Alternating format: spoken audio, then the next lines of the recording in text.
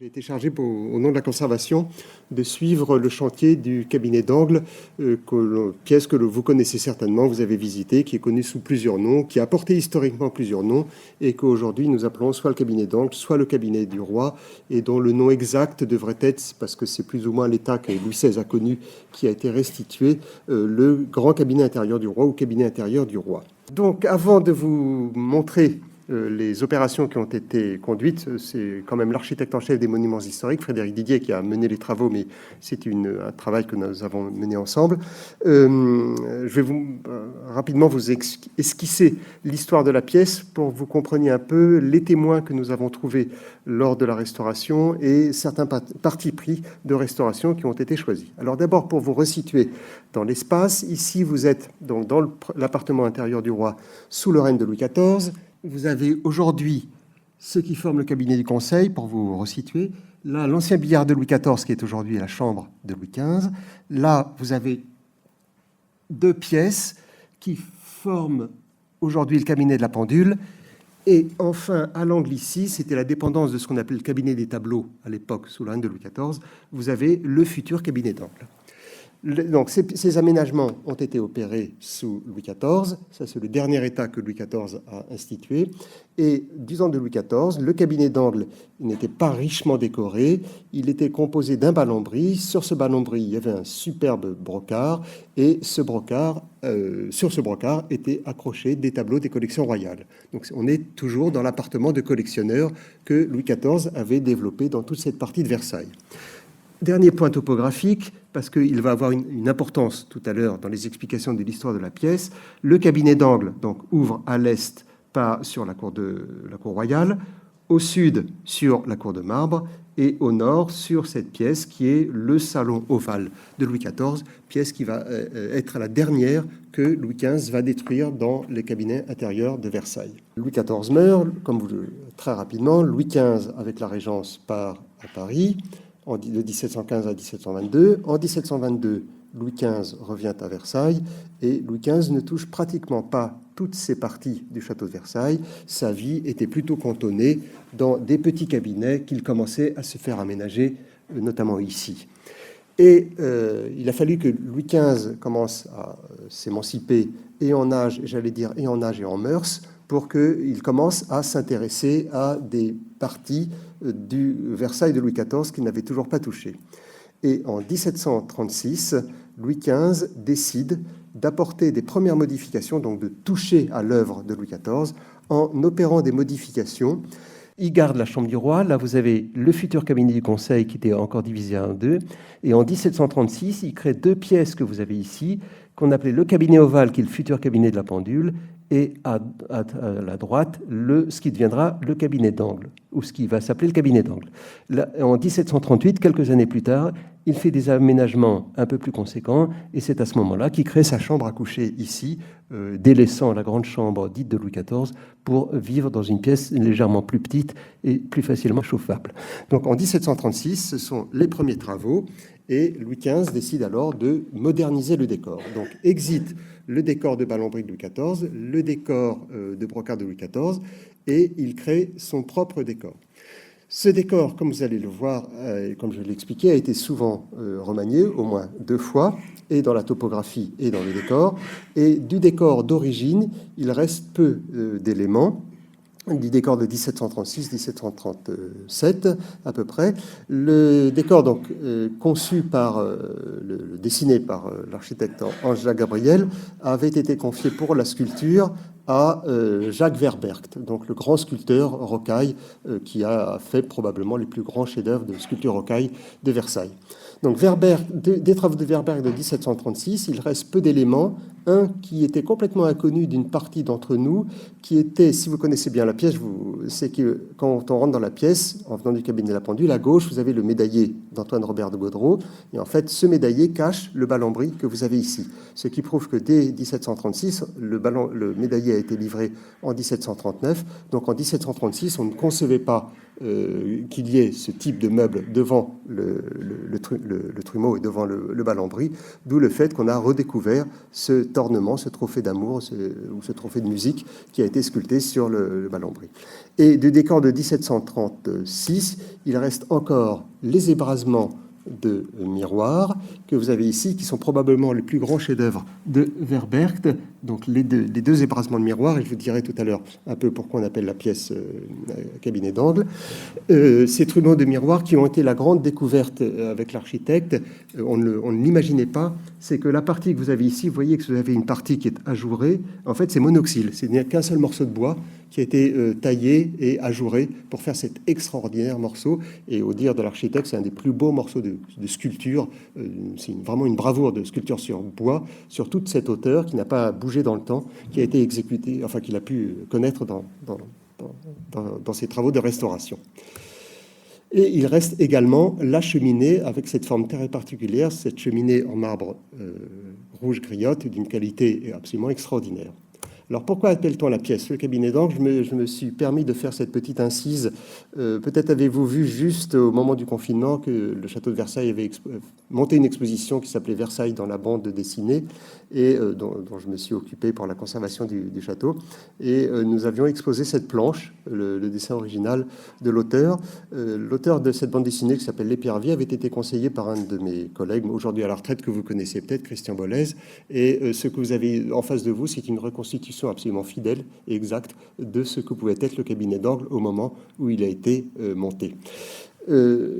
Alors, je vais sur ce plan, ensuite je reviendrai en arrière. Pourquoi alors on l'appelle le cabinet d'angle pour sa configuration, mais du temps de Louis XV, lorsqu'il a été créé, on appelait la pièce le cabinet à pan. Pourquoi le cabinet à pan? C'est que tout simplement, quand on allait voir le roi, on montait un escalier qui est ici. Aujourd'hui, il est ici. On arrive dans le cabinet de la pendule. Et vous avez une porte qui est dans l'axe du cabinet de la pendule, qui donne dans le cabinet du roi. Et comme vous pouvez le remarquer, la porte n'est pas complètement axée par rapport à la fenêtre, ce qui sera remédié en 1760 lorsqu'ils font des remaniements.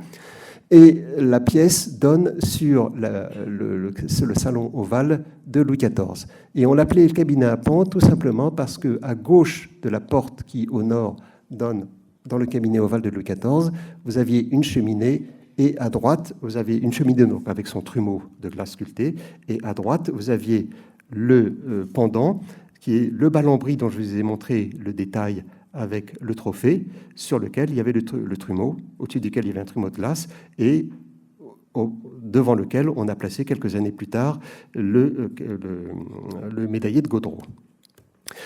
Donc voici la pièce, celle que pouvait se présenter au début du règne de Louis XV, le bas-lambris, la cheminée donc à gauche, la porte qui est à droite qui donne dans le cabinet ovale et la porte qui est à gauche qui donne dans le cabinet de la pendule.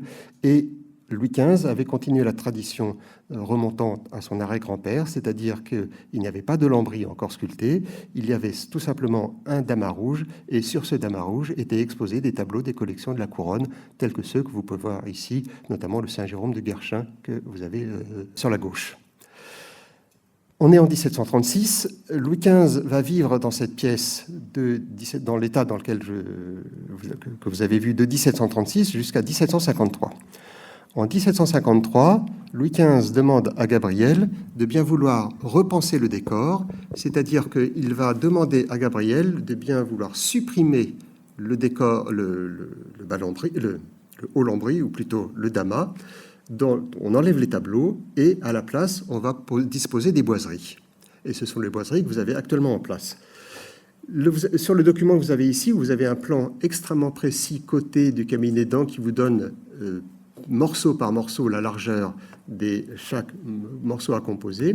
Vous avez une petite inscription qui est assez intéressante parce que vous voyez, donc c'est à 12 sols le lambris, à 80 livres, etc., etc. Donc vous avez la sculpture et il donne le détail. Vous avez 10 grands panneaux à 120 livres, 10 petits panneaux à 25 livres, 5 pilastres arabesques, retenez le nom de pilastres arabesques, 5 grands plateaux à 30 livres, etc., etc. Et il y a toujours, comme d'habitude, des dépenses imprévues. Donc, Gabriel va concevoir un décor composé d'un haut lambris dont nous avons la chance d'avoir les dessins préparatoires signés par Gabriel. Là, vous êtes sur la partie qui donne dans le cabinet ovale, parce que le cabinet ovale n'a toujours pas disparu, donc l'ancien cabinet de Louis XIV. Vous avez la porte au centre. De part et d'autre, vous avez les boiseries. Et à gauche et à droite, vous avez à gauche la cheminée qui est toujours en place avec son trumeau. Et à droite, vous avez, non dessiné sur cette esquisse, le trumeau sur lequel il y avait le médaillé.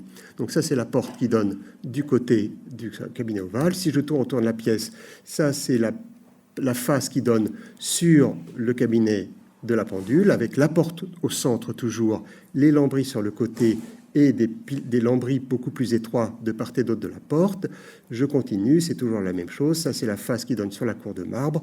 Je ne vais pas rentrer dans tous les détails. Et ça, c'est la face qui donne sur le cabinet, sur la cour royale. Vous voyez sur cette façade quelque chose d'assez important, c'est-à-dire que vous avez la fenêtre qui n'est pas encore axée par rapport à la porte. De part et d'autre de la fenêtre, vous avez un petit pilastre, un grand pilastre. Là, vous avez un autre pilastre. Et là, surtout, vous avez ces pilastres arabesques dont je vous avais parlé. Et en fait, ces pilastres arabesques servent d'encadrement à une sorte d'alcôve, parce qu'à gauche, ici, normalement, vous devriez retrouver le trumeau de cheminée sur lequel il est médaillé. N'oubliez pas que vous êtes... En fait, sur ce dessin de Gabriel, vous n'avez que les propositions de ce qu'il comptait réaliser et non pas toute l'intégralité de ce qui était existant. Et on demande à Verbergt de faire le chantier, et Verbergt fait ces extraordinaires hauts lambris qui sont composés d'un encadrement avec feuilles et fleurs, en haut un grand cartouche avec des guirlandes de fleurs, au centre un médaillon sculpté de scènes de Pouty, et en bas un masque avec une coquille et au-dessus un vase fleuri. Voilà, vous avez certains des médaillons qui ont été sculptés par Verbergt. Déjà Pierre de Nolhac, à la fin du XIXe siècle, considérait que c'était probablement les plus extraordinaires, les plus beaux médaillons sculptés par Verbergt.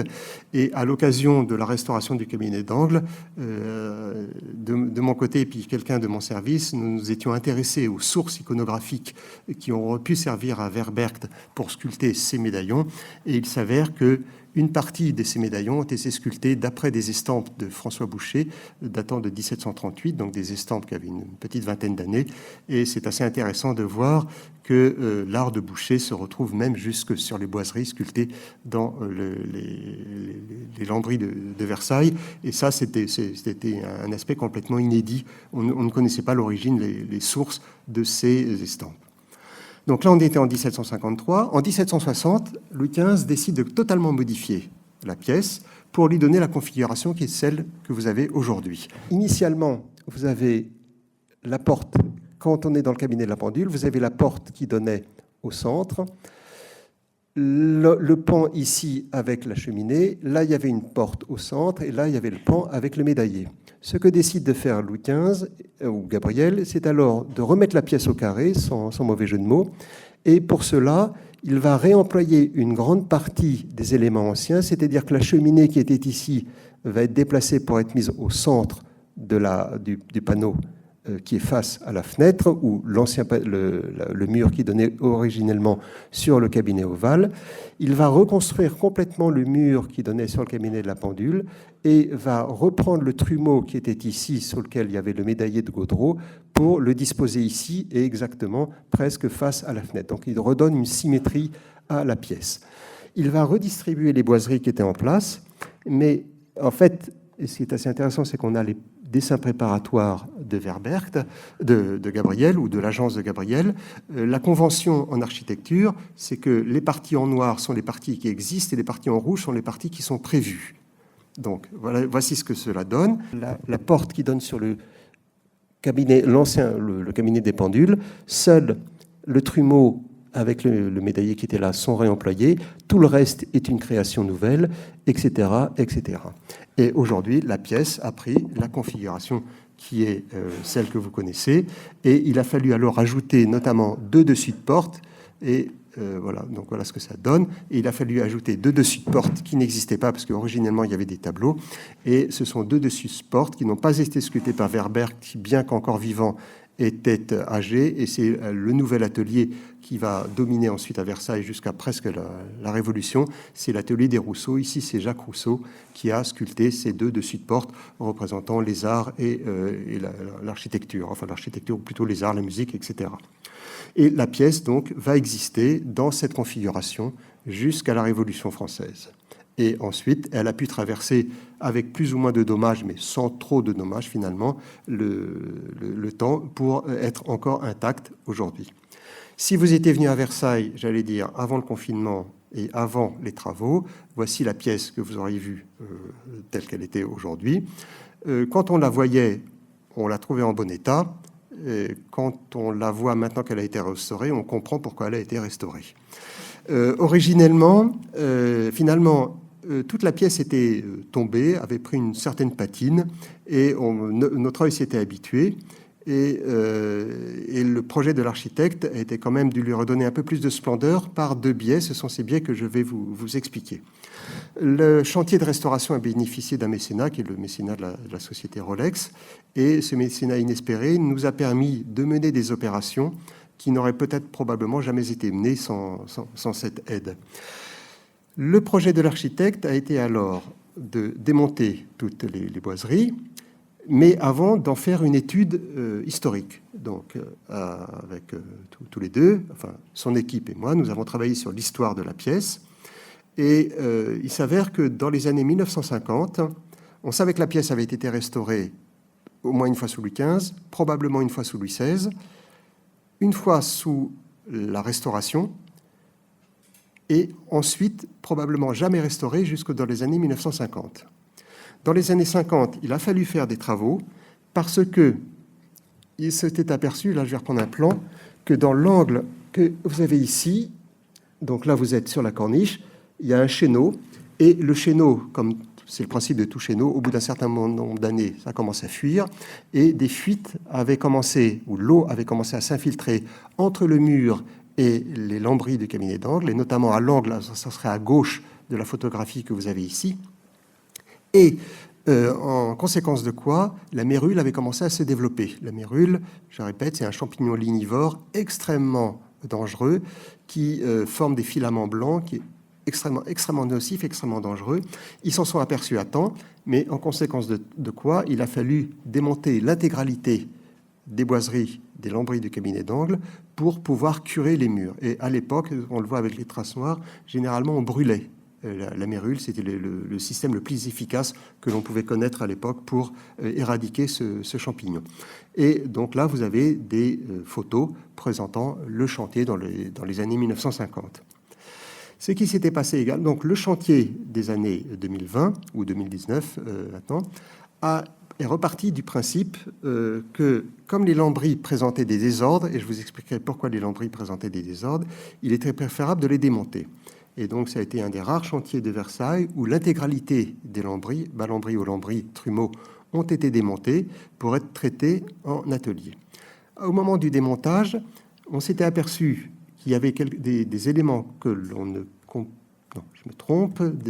des éléments que l'on ne comprenait pas, notamment si vous voyez sur cette photographie, si vous voyez assez bien, vous avez le lambris, le haut lambris qui est là, et sur ce haut lambris ici, vous avez une série de petits points, de petits ronds qui sont beaucoup plus sombres. Et moi, quand je traversais les salles du château, je ne comprenais pas ce que pouvaient être ces éléments. Et en fait, la réponse a été donnée au moment du démontage.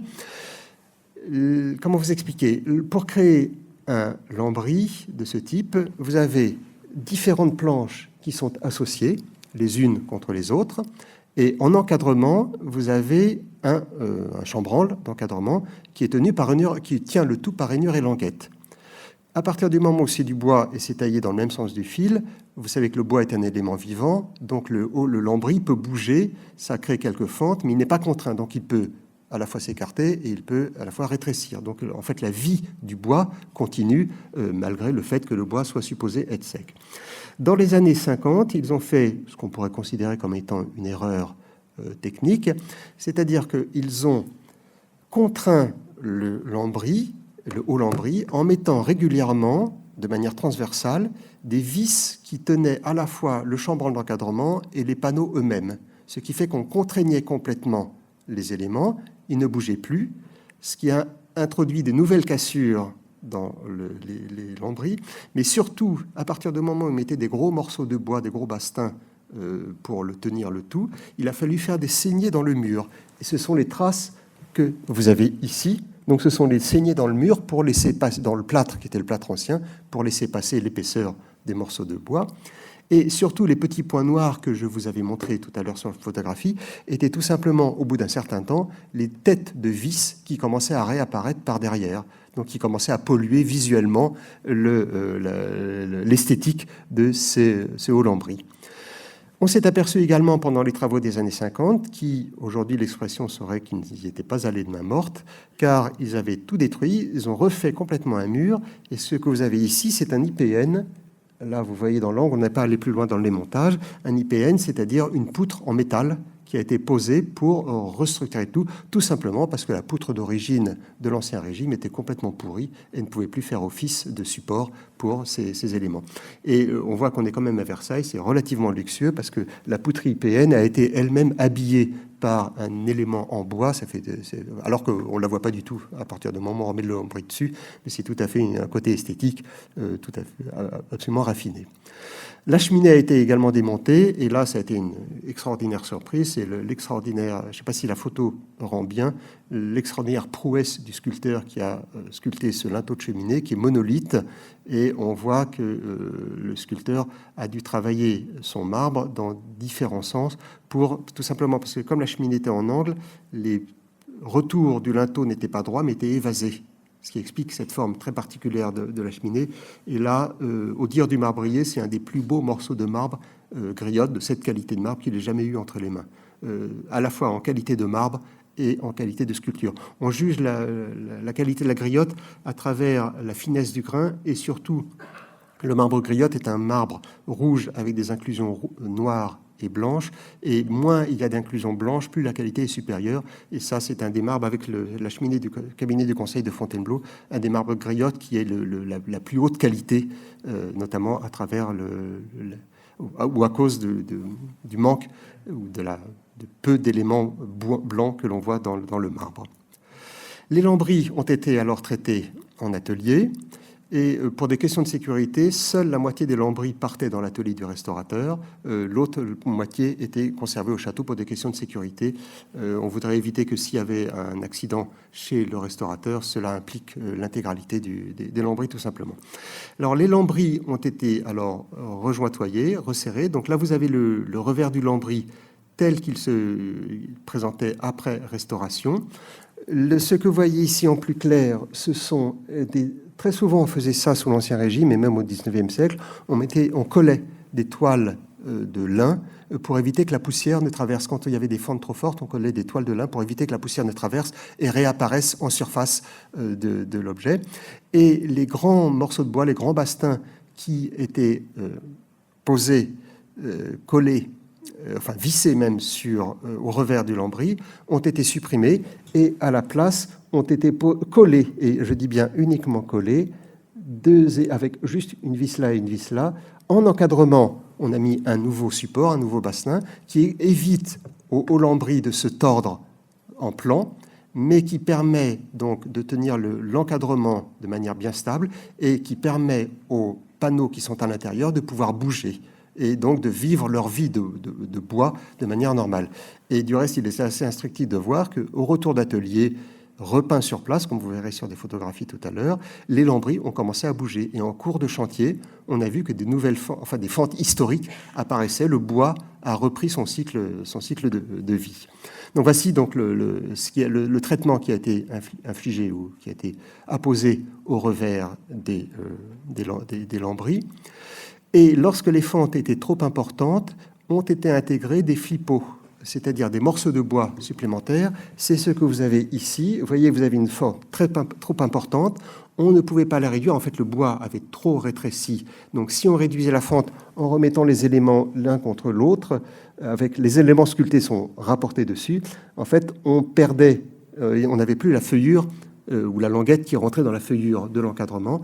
Donc on a inséré ce flipot, ou a été inséré ce flipot, et ce flipot permettait de retrouver la surface complète de l'objet sans pour autant devoir le rétrécir outre mesure.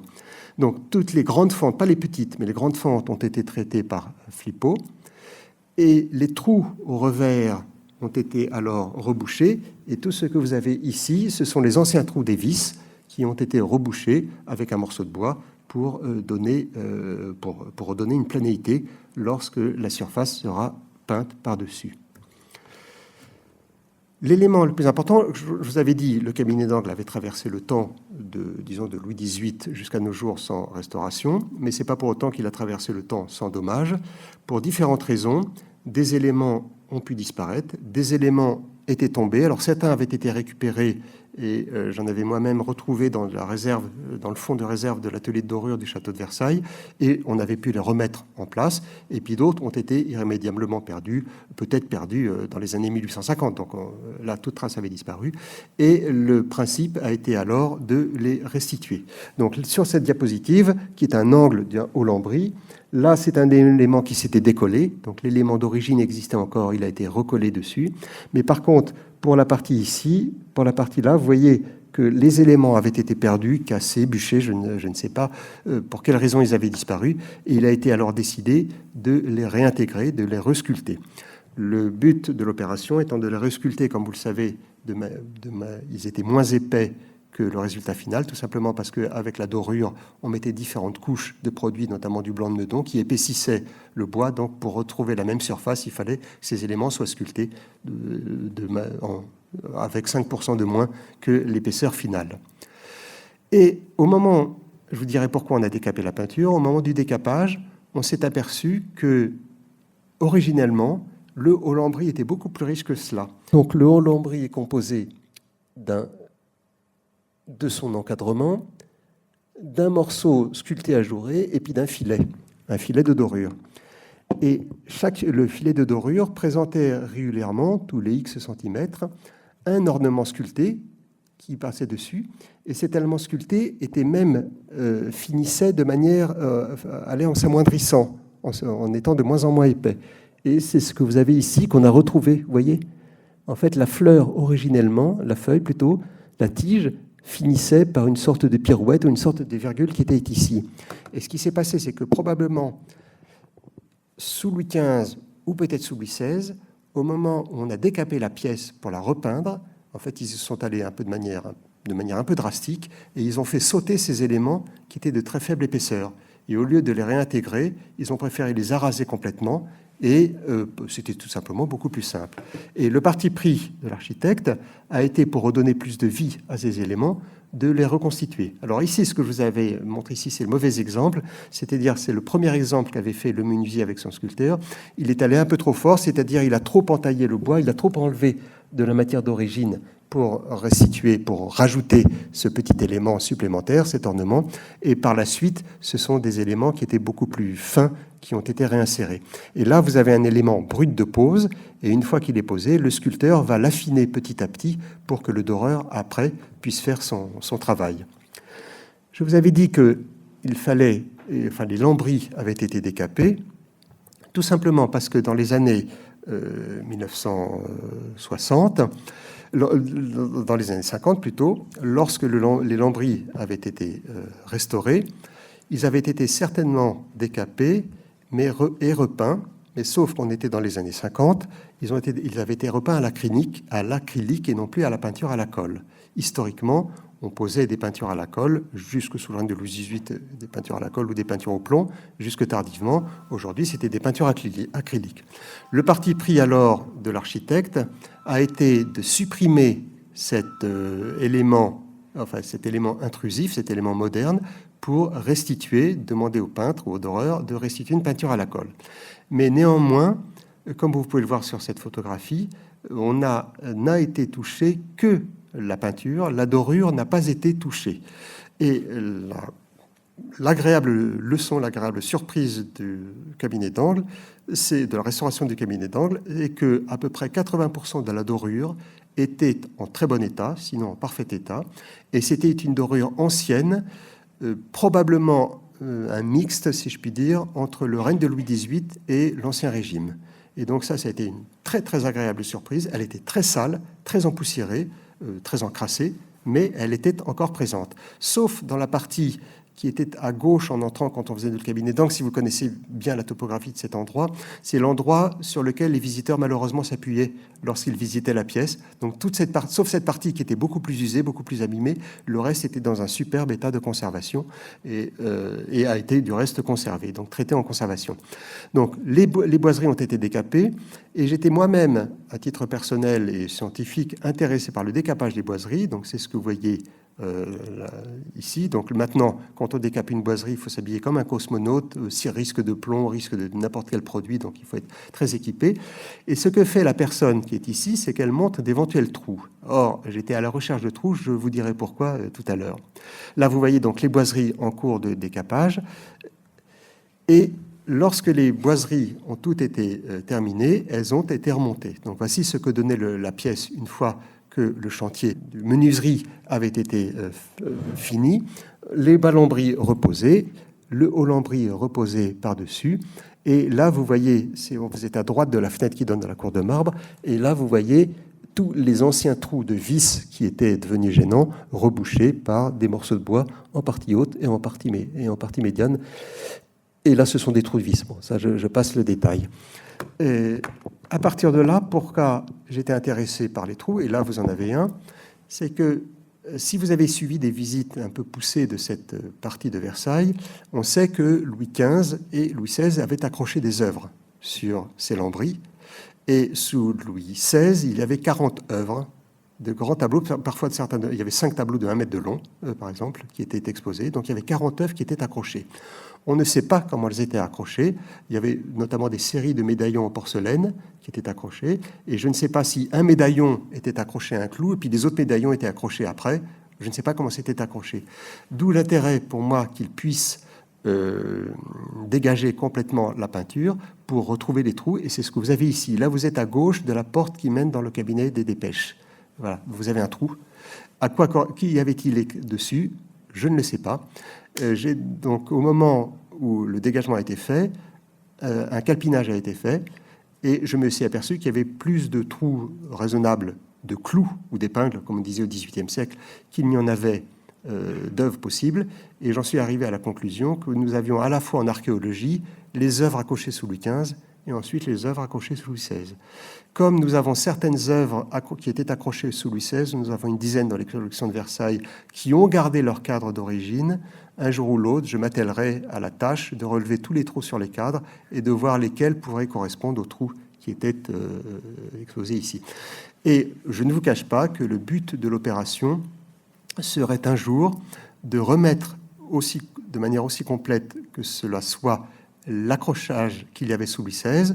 Vous savez qu'aujourd'hui, l'ameublement qui est présenté, c'est un ameublement un peu hybride, dans la mesure où vous avez le médaillé, les deux encoignures de Gaudreau, le médaillé de Gaudreau, les deux encoignures de Joubert, qui étaient dans cette pièce, mais jusqu'au milieu du règne de Louis XVI, jusqu'en 1780, et qu'ensuite Louis XVI a mis une commode et une paire d'encoignures qui sont aujourd'hui chez la reine d'Angleterre. On connaît le cabinet en laque qu'il y avait dans cette pièce qui est aujourd'hui dans une collection privée, et mon souhait aurait été au moment de la réinauguration, mais la pandémie nous est tombée dessus, et la reine d'Angleterre, enfin le service de la reine d'Angleterre était d'accord, et le collectionneur privé était d'accord, de remettre les meubles dans leur pièce d'origine avec le réaccrochage des tableaux si possible. La seule difficulté aurait été de réaccrocher les tableaux sans refaire des trous dans les boiseries. Donc j'avais demandé déjà à des personnes d'essayer de trouver des systèmes invisibles, des pattes de je ne sais quoi, pour refaire l'accrochage. Et vous imaginez 40 œuvres. En fait, ce qui prouve que Louis XVI n'avait strictement rien à faire du décor de son grand-père, et je pense qu'il aurait eu les moyens, il aurait refait faire complètement le décor pour qu'il soit moderne. Mais bon, Louis XVI avait complètement couvert ces lambris de différentes choses. Des sondages avaient été menés, bien sûr, dans les parties dorées, et là, on voit très bien, et avec l'architecte, nous étions d'accord, qu'il n'y avait eu qu'une seule campagne de dorure, c'est-à-dire que la pièce avait été dorée une fois sous le règne de Louis XV. D'après ce que l'on sait, jamais dédorée sous Louis XVI, pour la raison suivante. Vous savez que Louis XV est mort de la variole. lorsqu'il était décédé, la variole était hautement épidémique, hautement dangereuse. Et dès qu'il est devenu roi, quelques heures après être devenu roi, avec Gabriel, Louis XVI a donné un ordre de décaper les boiseries pour enlever le venin. C'était le terme employé. Donc Louis XV étant mort dans sa chambre, ils ont complètement décapé à nu les bois et le plafond de la chambre à coucher du roi. Et il y a des ordres pour certaines pièces. Et les ordres pour le cabinet d'oncle sont assez contradictoires. Et on n'arrive pas à déterminer exactement si finalement ça a été exécuté. Et finalement, à force de faire des études, des sondages, on pense que ce que vous avez ici, c'est la dorure, l'après du début du règne de Louis XV, mais par contre, le bol d'Arménie rouge et la feuille d'or est probablement a été reposé soit en 1760, soit peut-être sous Louis XVIII, lors des campagnes de restauration. Donc, fort de ceci, on savait, avec l'architecte, qu'il n'y avait pas besoin de dégager des dorures postérieures, parce que nous avions probablement une dorure ancienne qui était en place. Donc, pas la peine de dégager des strates inutiles, si je puis dire, à partir du moment où tout était encore en place. Et c'est le chantier que vous avez ici. Donc, les peintures sont en cours, enfin les fonds blancs sont en cours de peinture. Ils sont en mise en peinture à la colle, qui a posé beaucoup de problèmes parce que c'était pendant la pandémie, les ouvriers ne pouvaient pas venir tout le temps. Et vous savez qu'une peinture à la colle doit être posée à une bonne température. Et à un moment, il ne faut pas que ce soit trop humide, il ne faut pas que ce soit trop chaud, il ne faut pas que ce soit trop froid.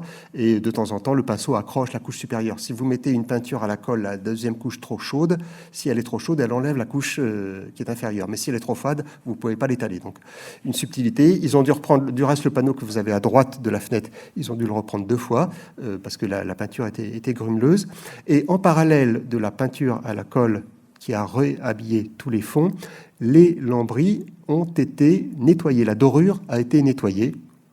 Vous avez ici, là, vous voyez les doreuses en train de nettoyer la dorure. Et alors, je n'ai pas de photographie qui serait assez parlante, mais ce que l'on ne voyait plus ici, c'est que notamment dans les médaillons centraux, il y avait un jeu de mat et de bruni, c'est un jeu de brillant et de mat, qui avait complètement disparu sous des couches de colle, sous de la poussière, et en fait, on les a retrouvés complètement. Donc, les brunis des années de 1753 ou du règne de Louis XV étaient encore en place. Il a fait juste simplement nettoyer les éléments pour les retrouver. Donc, ça a été un travail extrêmement long, et au moment du dégagement des fonds blancs, alors là, c'est le travail que vous avez ici, c'est le travail sur la nappe du plafond, qui me permet au passage de vous montrer cette corniche. Cette corniche est la seule altération qu'a subie la pièce après l'Ancien Régime. Sous Louis XVIII, elle devait être en mauvais état, et elle a été la corniche d'origine de Louis XV a été détruite, et ils ont créé cette corniche néoclassique, qui n'est pas très heureuse esthétiquement parlant, un peu trop lourde, mais néanmoins qui n'a pas été touchée, parce qu'il n'y avait strictement aucune raison de la supprimer, d'autant plus qu'on ne savait même pas quel était le dessin de la corniche d'origine. Et là, vous avez le dessin pour la nappe du plafond. Je vous avertis tout de suite que même si sur cette photographie, vous avez une couleur blanche qui domine, la nappe qui a été choisie, c'est celle de gauche. En fait, la nappe de gauche que vous avez ici, qui est trop grise, c'est la même teinte que les lambris. En fait, il a fallu mettre au plafond parce que tout simplement, vous avez des éléments sombres, notamment du parquet qui se reflètent sur le plafond. Il a fallu prendre une teinte plus claire. C'est un blanc légèrement teinté de bleu. Et donc, le lambris est en fait un blanc légèrement teinté de bleu. Si on avait gardé le même lambris qu'au plafond, la même couleur plutôt que des lambris qu'au plafond, on aurait eu cette couleur trop bleue alors qu'il a fallu éclaircir. Ça, c'est l'architecte m'a dit qu'une fois il s'était fait avoir, si je puis exprimer ce terme, et plus jamais il ne se ferait avoir. Donc il sait très bien que au final la couleur est la même, mais en fait ce n'est pas la même couleur qui est posée à la fois au plafond et sur les lambris. Et lors du dégagement du blanc, on a retrouvé quelque chose qui nous a étonné, mais qui finalement n'est pas illogique, c'est que lorsque la pièce a été dorée en 1738, la dorure était encore une dorure dorée en 1736, plutôt créée en 1736. La pièce avait encore une dorure d'esprit Louis XIV, c'est-à-dire qu'on n'hésitait pas à ce qu'on appelait dorer en plein. Je m'explique, tous les ornements, en fait tous les fonds d'ornement étaient dorés. Aujourd'hui, ce que vous avez ici doré en blanc, que vous avez peint en blanc, était doré. Tout le fond de cette frise était doré, mais la dorure n'était pas uniforme, elle était dorée avec des guillochis dessous. Donc il y avait un jeu de dorure. En fait, les ornements sculptés doré se détachait sur un fond doré sur lequel il y avait lui-même des ornements qui étaient dessinés. Et au dégagement, voilà ce que ça donnait, voilà les pilastres arabesques dont je vais parler de 1753. Donc ce qui est assez intéressant, c'est qu'en 1753, ces pilastres arabesques qui avaient été créés ont été dorés en plein, comme l'auraient été, pour être tout simplement en harmonie avec les dorures des années de 1736. Et là, vous voyez donc ce que vous avez, là c'est le détail du pilastre qui est là, et vous voyez qu'au dégagement, on retrouve tout à fait les fonds dorés. Donc il y avait une richesse supplémentaire qu'on suppose avoir été supprimée dans les années 1760, lorsque Louis XV a recomposé la pièce dans sa configuration actuelle. Et la question a été de se savoir, donc c'est le même élément, donc à gauche sur cette photographie dégagée, donc avec les quelques lacunes de dorure sur les ornements. À droite, vous avez les fonds blancs qui ont été réintégrés. Et à partir du moment où on supposait que c'était Louis XV sous l'Ancien Régime, à la fin de l'Ancien Régime, dans l'état supposé être historique que nous présentons, les fonds n'étaient plus dorés en plein, donc les fonds ont été donc peints en blanc comme ils l'étaient. Et la grande question a été de savoir, c'était un débat presque byzantin, de savoir si les filets là étaient dorés ou pas. Voilà, donc là vous avez les deux essais, je vous laisse choisir. Moi j'aurais préféré la partie haut, et c'est finalement l'architecte et le directeur du musée qui ont préféré l'autre optique. Donc vous voyez, on peut avoir des idées, mais de temps en temps on se retrouve à un choix, et finalement on ne sait pas trop ce qui a été fait. Et voilà. Je continue. Lors du dégagement des boiseries, donc ça ce sont les enseignements de la restauration du cabinet d'angle, lors de l'enlèvement des boiseries, on s'y attendait, mais on était finalement un peu déçus. On s'attendait à trouver des dessins ou des inscriptions. On sait très bien que parfois, sur place, l'architecte et les sculpteurs dessinent les ornements qu'ils veulent réaliser pour voir si le dessin préparatoire est réalisable en grand. Très souvent, dans la manière de travailler, on fait une esquisse ou un dessin au propre qui est présenté au roi. Ce sont les dessins que je vous avez présentés tout à l'heure. Et une fois que c'est présenté au roi, généralement, on en fait un dessin à grandeur d'exécution. Et très souvent, le dessin à grandeur d'exécution ou des dessins esquissés sur le plâtre du mur sont réalisés pour voir l'effet final. Alors, on a retrouvé quelques dessins. Ça, c'est le dessin de l'emplacement de la cheminée avec les lambris d'encadrement qui sont posés. On a retrouvé quelques inscriptions assez décevantes. Vous voyez, ici, plafond chez Monsieur David à refaire à Versailles. En fait, ce Monsieur David, c'était un entrepreneur qui travaillait pour les bâtiments j'allais dire, non pas les bâtiments du roi, mais les bâtiments impériaux, car ces inscriptions nous ont permis de découvrir ce que l'on ignorait complètement, c'est que le plafond avait été complètement refait sous le Napoléon Ier, parce que les inscriptions datent de 1809-1810, donc ça, les archives ne l'avaient pas livré. Le plafond avait été complètement refait, et en même temps, une partie du lambris, un tout petit partie du lambris avait été démontée. On a également retrouvé des inscriptions en pieds et en pouces, donc remontant à l'Ancien Régime ou au Premier Empire, des inscriptions en centimètres qui étaient relatives à ce qui s'était passé dans les années 1950. Malheureusement, aucun dessin d'exécution, aucun dessin d'ornement, sauf celui-ci que vous avez ici, et on ne sait pas trop à quoi il correspond. C'est une feuille. Est-ce que c'est un moment, en attendant que le roi vienne ou que l'architecte vienne, quelqu'un s'est amusé à un dessin d'ornement? On ne sait pas. C'est la seule inscription, le seul dessin qu'on ait pu retrouver dans certaines pièces à Versailles, notamment dans ce qu'on appelle le cabinet doré ou le cabinet d'Adélaïde. Sur tous les murs, tous les lambris sont dessinés. C'est extraordinaire. Ils avaient été démontés dans les années fin 70, début 80, et tous les lambris sont dessinés sur les plâtres. Voilà, donc je pensais que pour une pièce aussi importante, on aurait eu plus de renseignements. Finalement, on n'a pas eu grand dessin à se mettre sous les yeux. Par contre, on a trouvé d'autres inscriptions assez intéressantes, montres anciennes. Là, si vous arrivez à lire, il y a marqué cabinet à pan, donc qui prouve, c'est un bas-lambris, donc qui prouve qu'il vient de cabinet à pan. Et une inscription qui nous a beaucoup intrigués. Si vous arrivez à lire, alors, frise du trumeau de la chambre des coquilles à Versailles. Cette inscription a été posée ici, sur ce petit pilastre horizontal qui est disposé sous le trumeau qui surmonte le médaillé. On s'est demandé, alors, pourquoi des coquilles? Ce n'est pas une absurdité à Versailles. Si vous connaissez bien la topographie versaillaise, lorsqu'on était dans le cabinet ovale de Louis XIV, à gauche de cette pièce, il y avait une toute petite pièce qui était le cabinet des coquilles de Louis XIV. avec l'architecte et puis d'autres personnes, on n'imaginait pas du tout ces ornements sculptés sous le règne de Louis XIV, même si on sait que des travaux ont été faits en 1692 dans cette partie de Louis, ça n'explique pas pourquoi ils étaient dans le cabinet d'angle.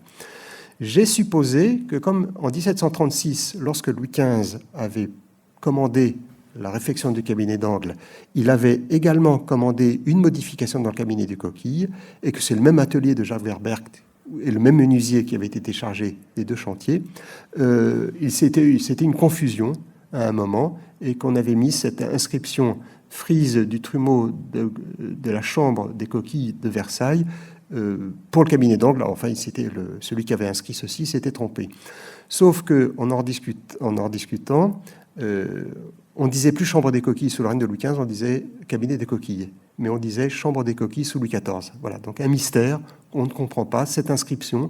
Est-ce que ce pilastre a été prévu pour une pièce réemployé dans le cabinet d'angle? Est-ce qu'il a été prévu dans le cabinet d'angle, réemployé dans le cabinet d'angle dès l'origine? Est-ce qu'il a été prévu dès l'origine pour le cabinet d'angle et c'est une erreur d'inscription? Est-ce qu'il a été remployé dans le cabinet d'angle plus tardivement? On ne le sait pas. Voilà un des mystères non résolus que la restauration de la pièce nous a apporté. Autre opération également, qui n'était pas la moindre, ça a été les bras de lumière. Il y a quelques années, à l'occasion d'une publication, j'avais eu l'occasion de publier le modèle des bras de lumière qui avait été posé dans le cabinet d'angle sous le règne de Louis XVI. Il s'avère que Versailles, le château de Versailles, conservait une paire du même modèle. On ne pourra jamais savoir si elle provenait du cabinet d'angle ou pas, parce que les bronzes n'étaient pas marqués sous le règne de Louis XV ou sous le règne de Louis XVI à Versailles. Par contre, c'est une paire du XVIIIe siècle, ça c'est indéniablement.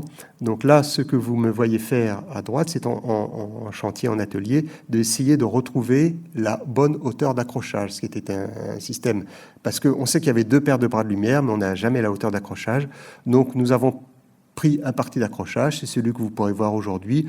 Je me suis peut-être trompé lourdement, je me suis peut-être trompé de quelques centimètres, je ne le saurai jamais, de toute façon personne ne sera là pour le vérifier. Voilà, une fois que la pièce a été livrée, restaurée, nous avons remis les meubles dedans.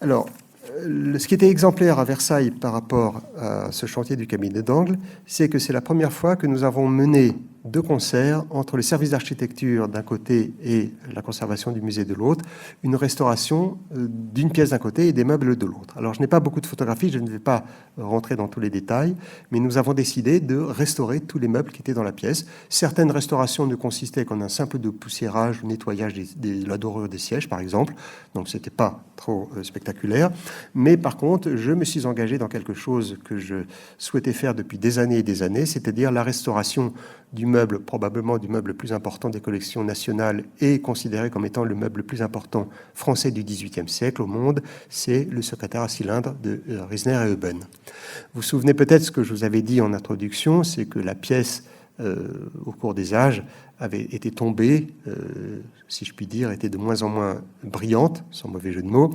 En fait, elle était de plus en plus passée, de plus en plus terne, de plus en plus sale. Et il s'avère que les meubles, en parallèle, ont suivi la même punition, si je puis dire. Et je pense que certains d'entre vous avaient vu l'exposition dont j'ai été également commissaire pour Versailles il y a quelques années, qui s'appelait Aux sources du design, sur les principaux chefs-d'œuvre du mobilier français du XVIIIe siècle. Et peut-être vous vous souvenez qu'on avait sorti le bureau à cylindre de la pièce. C'est la première fois depuis 1953-54 qu'il en sortait. On l'a remis sous le feu des projecteurs. Et moi, j'avais dit à mes collègues à l'époque, il serait bon de le nettoyer un minimum, parce qu'il est aujourd'hui dans le cabinet d'angle, il n'y a pas de projecteur dessus, la lumière n'est pas très bonne, la pièce est terne, et donc il faudrait mieux le nettoyer un petit peu. Donc il y a eu un nettoyage des bronzes très très léger qui a été entrepris, mais finalement rien de plus. En parallèle, je connais quelqu'un dont je dirige la thèse sur la marqueterie chez Jean-Henri Riesner, qui est l'ébéniste qui a livré le bureau du roi. Cet ébéniste travaille au Centre de recherche et de restauration du Musée de France, et nous nous sommes lancés dans des analyses extrêmement poussées du bureau du roi.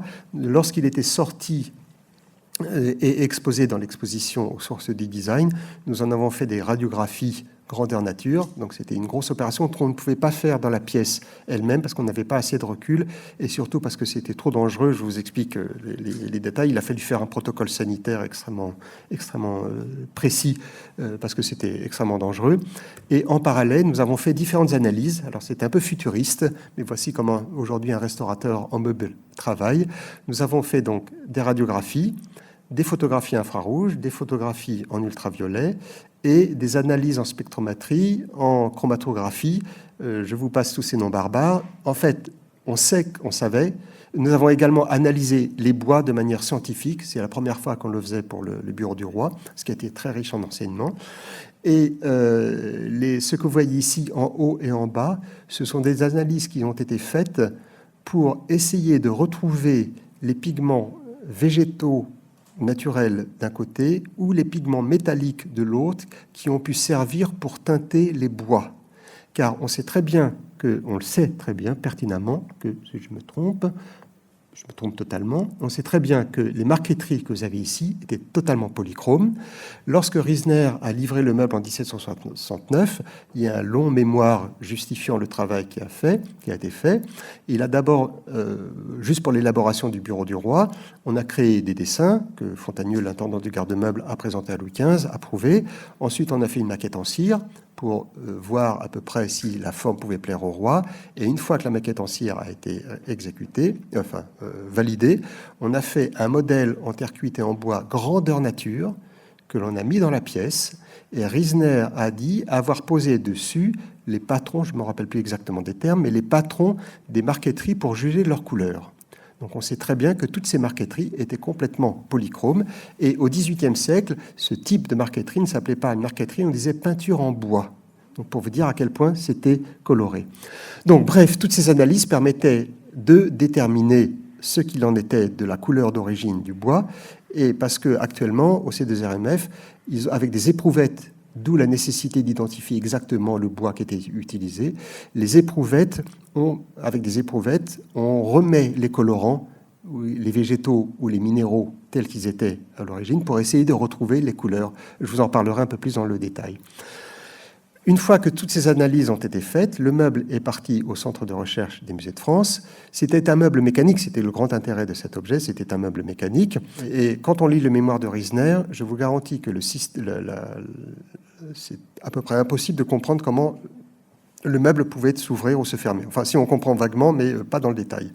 Et là, une des premières surprises que la radio commençait à nous laisser voir, c'est que généralement, la littérature sur le bureau du roi disait que le mécanisme n'était plus le mécanisme d'origine, il avait été décassé, et comme le meuble avait appartenu, ou plutôt été utilisé par l'impératrice Eugénie à Saint-Cloud au XIXe siècle, on accusait facilement l'impératrice d'avoir malmené le bureau et d'avoir cassé le mécanisme. Il s'avère que quand on regardait cet élément, donc ça c'est le meuble est en cours de démontage, c'est l'intérieur, une des roues du mécanisme que vous avez ici, et la même roue avec la même chaîne, c'est ce qu'on appelle une chaîne à la Vaucanson, se retrouve sur une autre table de Euben. Euben était le maître de Riesner, c'est l'ébéniste à qui avait été demandé le bureau à l'origine, mais comme Euben est mort en cours de route, c'est Riesner, son élève, qui l'a fini et livré à la couronne. On a retrouvé rigoureusement les mêmes éléments. Donc déjà, les éléments des latéraux sont les éléments d'origine. Et actuellement, il y a une spécialiste en mécanisme qui a fait des études et qui doit rendre son étude pour savoir quels sont, en analyse de métaux et autres, quels étaient les éléments anciens. Donc, première surprise, il y a plus d'éléments mécaniques anciens présents. En démontant les bronzes, on a vu qu'une partie de la couleur d'origine pouvait être partiellement préservée. Pour vous donner une idée de la couleur d'origine du bureau, je vous montrerai ailleurs. Donc là, c'est ce qu'on appelle de l'amarante. Normalement, c'était rouge. Là, vous avez du houx et de l'ébène, donc noir et blanc. Là, c'est ce qu'on appelle du satiné gris. C'est un sycomore qui vient des États-Unis. Il s'appelle satiné gris parce que mélangé avec un précipité de fer, il est blanc-argent. Donc il est couleur argent, donc gris-argent plutôt. Les fleurs que vous avez ici, vous voyez, elles sont vertes. Donc celles-ci sont devenues verdâtres. Celles-ci étaient vertes, protégées par les bronzes. Là, c'est un nœud de ruban qui était probablement rouge. Et là, vous avez des boutons de fleurs, etc. Donc tout ceci était complètement polychrome. Et au C2RMF, outre les analyses, on va essayer de faire des reconstitutions informatisées du bureau du roi tel qu'il se présentait à l'origine. Un jour, quelqu'un m'a posé la question, mais pourquoi on ne refait pas les couleurs d'origine sur le meuble? Première réponse, d'abord, il y aura toujours une marge d'interprétation, une marge d'erreur, une part d'interprétation. Et l'autre principe, c'est que déontologiquement, aujourd'hui, on ne fait plus ce type d'opération. Et comme la personne qui m'avait posé ça était un ecclésiastique, je lui ai dit, mais on n'imagine pas repeindre Notre-Dame de Paris. Vous savez que Notre-Dame de Paris était polychrome sous le Moyen-Âge. On ne va pas repeindre Notre-Dame de Paris, mais on ne va pas remettre les couleurs d'origine sur le bureau du roi. Voilà, donc certains détails. Alors, on s'est aperçu également lors des analyses métallographiques que le chrome dominait. Donc le chrome, c'est un métal qui n'existait pas au XVIIIe siècle. Et tout simplement, le meuble avait été subi une restauration pendant la guerre, la Deuxième Guerre mondiale, et ils avaient mis un vernis au chrome. Et ce vernis au chrome opacifiait complètement le bureau. D'où la décision qui a été prise de complètement dégager le vernis au chrome pour remettre dessus un vernis qu'on appelle de type Roubaud. Roubaud est le nom d'un ébéniste qui a fait un traité d'ébénisterie du XVIIIe siècle qui donne des recettes avec des produits naturels et non plus. Donc c'est le vernis qui a été restitué. Et le grand plaisir, je ne sais pas si les photographies le rendent, c'est qu'au moment où on a déverni le bois, le meuble, on a retrouvé tout le travail de Riesner, notamment le travail de marqueterie. Vous voyez cette tulipe. Donc cette tulipe, maintenant on sait qu'elle était probablement violette et blanche lorsqu'elle était sortie des mains de Riesner. Et on a retrouvé tous les détails de la marqueterie, et notamment l'extraordinaire prouesse de Riesner. Ça, c'est sur un des côtés. Ce que vous avez ici, ma photo n'est peut-être pas très bonne, mais ce que vous avez ici, en fait, c'est l'imitation d'une table en marbre brèche d'Alep. Donc c'était jaune, noir et blanc. Et je ne sais pas si vous arrivez à voir l'extraordinaire travail de découpe de marqueterie de Riesner. Ceci, voyez le nombre de morceaux de bois, il y a plus d'une centaine de morceaux de bois qui ont été composés pour faire ceci. Et en plus, pas systématiquement, le meuble a été découpé en marqueterie conique. Alors, quand vous faites de la marqueterie, vous avez vos planches de bois, vous les coupez parallèlement ou perpendiculairement à la face du bois, mais vous avez également la possibilité de découper en biais pour que tout simplement les bois se chevauchent mieux l'un de l'autre. On voit moins les joints. Donc, alors là, ce n'est pas de la marqueterie conique, mais pour d'autres parties, c'est de la marqueterie conique. Et quand vous savez que le cylindre, lui, prend une flèche, enfin le cylindre du meuble est légèrement bombé, donc il a fallu qu'il calcule le pourcentage pour faire ces marqueteries coniques pour que les bois se chevauchent les uns les autres. C'est un extraordinaire travail de marqueterie. Je ne sais pas si vous arrivez à bien analyser. Donc là, vous avez un petit morceau qui doit être de la marante. Autour, vous avez de l'ébène. Là, vous avez du poirier. Là, voilà. Donc, c'est un extraordinaire travail de marqueterie et de découpe. Le bureau du roi n'était pas dans un état optimum. Il y avait certaines lacunes. Quand il y avait des tout petits morceaux de bois qui manquaient, il a été décidé pour des questions déontologiques de ne pas remettre des morceaux de bois, mais de remettre un produit. Alors j'ai oublié le nom, c'est un produit que je ne connaissais pas. La science évolue quand même très vite. Et sur ce produit blanc qui a été poncé, un restaurateur en peinture a repeint des filets.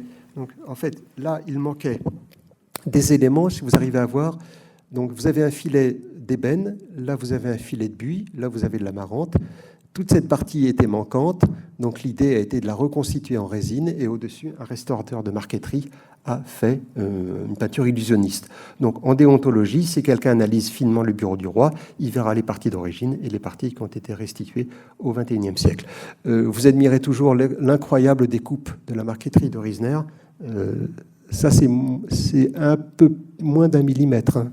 Donc découpé à la main, c'est absolument prodigieux de qualité. Et lors de la restauration de ce bureau du roi, nous avons monté un comité scientifique avec des membres de la conservation de Versailles, des membres extérieurs, et on a tous été subjugués par il y avait même des membres de la Wallace Collection de Londres, et on a tous été subjugués par l'incroyable qualité de la marqueterie du bureau du roi. Mais la grande surprise, ça a été le nettoyage des bronzes. Ce que vous avez ici est assez spectaculaire. Les bronzes, on savait qu'ils étaient sales. Il y avait des zones très noires et j'étais assez inquiet. Je pensais que ces zones noires témoignaient d'usure et de disparition complète de la dorure. Ce que vous voyez en face de vous, qui était absolument spectaculaire, ce n'est qu'un simple nettoyage à la vapeur d'eau. Donc c'est vous dire, alors aujourd'hui, on n'utilise plus des produits agressifs pour restaurer les bronzes. Le principe maintenant, c'est qu'on travaille à la vapeur d'eau avec une buse dont on règle à la fois l'intensité mais également l'orientation. Vous pouvez être de face, en biais, et le restaurateur en métal qui a fait le travail utilise une buse et avec sa buse, il prend une gomme non abrasive. Enfin, c'est paradoxal de dire une gomme non abrasive, mais sans produit abrasif à base de silice, et il passe par-dessus. Et lorsqu'il a fait le premier nettoyage, les gens du CDRMF m'ont appelé en disant « Revenez », parce que c'est absolument incroyable. Et le restaurateur, je n'ai pas pu rentrer dans les détails, mais m'a dit ce que j'ai vu là, pour lui, c'est la plus belle ciselure, la plus belle dorure de meuble qu'il ait jamais eu entre les mains. Il m'a dit un soin de dorure à ce point est absolument incroyable. Donc vous voyez les figures, et ce n'est pas parce que la pièce est dans l'ombre. Ça, c'est l'état d'origine. Donc c'était sale comme ça. Donc ce que vous voyez ici, qui a l'air jaune, en fait, vous voyez les figures, ce sont les mêmes. Ce que vous avez ici qui a l'air jaune, en fait, c'était noir comme ça. Et à l'origine, c'était nettoyé. Donc, le parti pris a été de les nettoyer. On a retrouvé les brunis. Vous voyez sur cette chute avec les pattes de lion que vous avez là. Vous voyez, là, c'est complètement terne. En fait, c'est presque, c'est sombre mat et sombre, même pas brillant. Là, vous voyez que c'est mat, et là, vous voyez que c'est bruni et brillant. Donc, tout ceci a été révélé avec un simple nettoyage. Il n'y a eu aucune partie de redoré, ça, j'insiste bien. Ça a été la grande surprise, aucune partie de redoré. Et là, on a fait des essais de repose du meuble. Donc, vous voyez à quel point le meuble a pâli. Vous voyez l'amarante, je vous avais dit l'amarante était rouge. Donc, l'amarante qui avait cette couleur initialement, protégée par les bronzes, a pris cette couleur aujourd'hui. Voilà. Donc, vous voyez qu'aujourd'hui, le bureau du roi, alors je ne veux pas décrier le bureau du roi, n'est plus que le pâle reflet de ce qu'il était, mais c'est ainsi. Voilà, le bureau a été remonté, et ça a été la grande joie de pouvoir le remonter. Mais, autre surprise, lorsque je faisais des analyses du bureau du roi, alors je ne sais pas si j'aurai la bonne photographie, voilà. Je vais rentrer un peu dans le détail. Là, vous avez un grand médaillon en bronze, avec au centre, donc vous avez des poutilles, et au centre, vous avez une tête représentant Minerve. Lorsque les analyses étaient faites, je regardais le meuble parce qu'il fallait bien que je surveille ce qui se passe, que je donne mon avis, enfin qu'on en discute. Et puis, c'est le moment idéal pour regarder l'objet de près. Et puis, je me suis aperçu que la ciselure de la tête de Minerve qui était ici n'était pas de la même qualité que la plaque qui est ici. C'est quand même une plaque monolithe. Cette plaque... on retrouve dans l'inventaire après décès de Heuben en 1763 une plaque qui correspond, décrit dans son atelier, une plaque qui correspond exactement à celle qui sera dessinée au bureau du roi. Mais on ne dit pas ce qu'il y avait au milieu. En discutant lors du comité scientifique, j'ai ma collègue de la Royal Collection qui m'a dit « Mais il y a un inventaire de Versailles qu'elle avait repéré, que je n'avais pas repéré, qui dit qu'il y avait un médaillon de Louis XV à la place de la tête de Minerve. » Donc je lui dis « C'est bon. » Et la grande surprise, ça a été... Alors, non, je me trompe de bouton. La grande surprise, ça a été qu'en démontant la tête de Minerve, je ne sais pas si vous arrivez à voir par-dessous, vous avez le profil de la médaille de Louis XV. Et c'est là, alors vous savez peut-être que le bureau du roi avait des ornements. Donc la tête de Minerve, aujourd'hui, elle a ce profil, et le visage de Louis XV, la médaille était ici, arasé. On sait, et ce travail a été fait par Riesner, très certainement. On sait que pendant la Révolution, comme vous le savez, le meuble n'a pas été vendu, il a été conservé pour les collections nationales. Néanmoins, il avait trop de symboles monarchiques aux yeux de la Convention, et ce qui est assez intéressant, c'est qu'on a demandé à Riesner lui-même de bien vouloir procéder aux modifications héraldiques. Et donc, Riesner a procédé à 2 changements de marqueterie, ce qu'il indique dans son mémoire, mais il n'indique pas avoir supprimé le médaillon représentant Louis XV, donc qui a été redécouvert un peu en mauvais état lors de la restauration. Voilà, ça a été la surprise agréable de cet objet, objet que je vous invite à aller voir sur place, car aucune des photographies que j'ai pu prendre et que je ai pu vous montrer ne rendra l'extraordinaire présence de ce bureau. Ce qui est assez intéressant, c'est que tout à l'heure, j'ai eu un rendez-vous avec l'architecte du château, on a reparlé de ce chantier, et il a dit quand même, j'ai pas été sympa avec lui parce que le bureau du roi éclipse l'intégralité de la restauration des Lambris. Voilà. Je vous remercie pour votre attention.